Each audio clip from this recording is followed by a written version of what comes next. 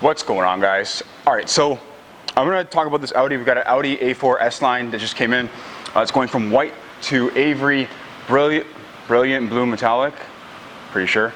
And I'm gonna show you some things about the car that are going to be a little bit tricky as far as this goes if you don't remove these things, all right?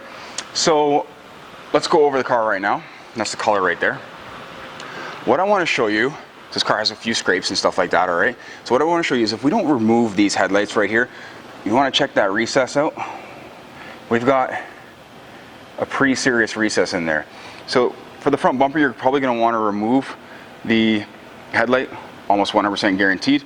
Also, when it comes to this area right here, we may need an inlay, all right? So just kind of floating the idea around there right now, I might have to put an inlay right about here. And hopefully it kind of ties off really nicely at the body line there. Should. Lower section here, we got a little front lip, so that's gonna be wrapped actually in a separate piece. It is actually a little bit cracked right in there, as you can see.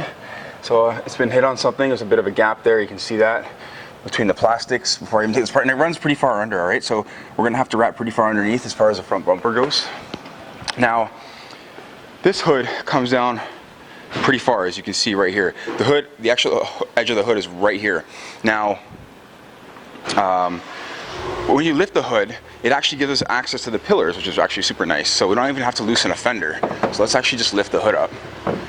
It's a really wide hood. Sorry, it's a little bit difficult to do with one hand there. Okay.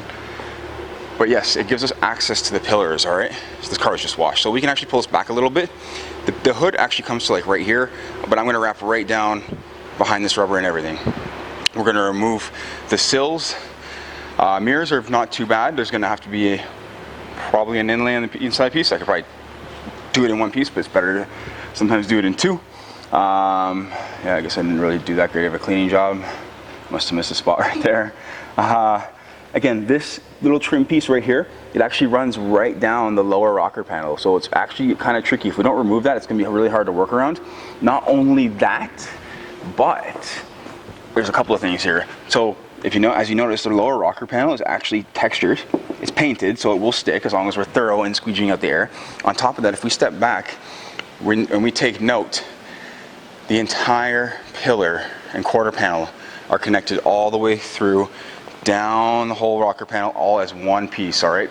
So that makes things a little bit more tricky when it comes to doing it all in one piece. Obviously, I'm going to do it all in one piece. I'm going to show you guys how to do that, particularly all in one piece. That way you can see how I do it all in one piece.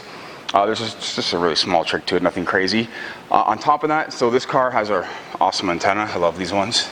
These are not particularly that easy to wrap. And then the recess for the roof. So we're going to need some knifeless tape.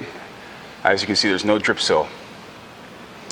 Covering up a white car is always especially fun because we've got to be extra thorough. All right, so I've removed the gas cap cover door. It's a nice one to remove. Someone has obviously rear-ended him. It looks like a license plate here, so there's a bit of an impression. It doesn't wash out. I tried clay ragging it and everything, didn't work out either, so that didn't come off. Otherwise, yes, we have a small indentation here, and on top of that, the door handles are actually one piece, so they don't have the tumbler in the back section here, which makes things a little bit more tricky as well. We have to stretch from one end to the other. And so the technique of actually stretching from one end to the other, from the fronts to the back of the door handle, doesn't necessarily work the same way, all right? So I'm going to show you how to wrap these guys too. On top of that, we have a really deep recessed keyhole right here, so that needs an inlay right in there. And that's it. I'm going to get to removing some parts of this car.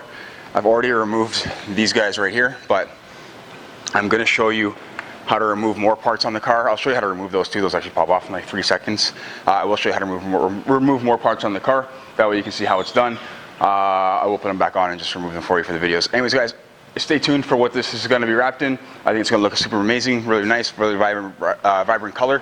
And that's it. Again, link in the description below to all the tools and everything I use. And I'm going to be trying out a new rack glove from Yellow Tools. They just sent me. All right, guys, thank you for watching. Don't forget to subscribe. Take care.